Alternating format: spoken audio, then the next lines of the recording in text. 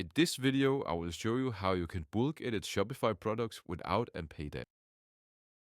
First, we are on the home screen, then we navigate to our products.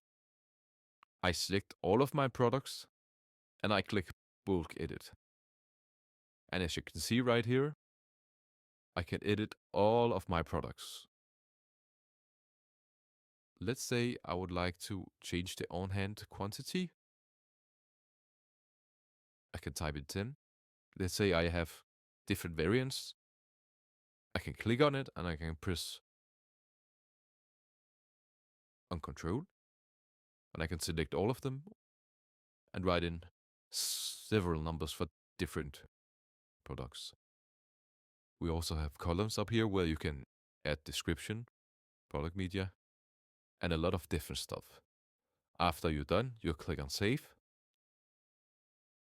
And you can head back to the home screen and you have now bulk edited your Shopify products without a paid app.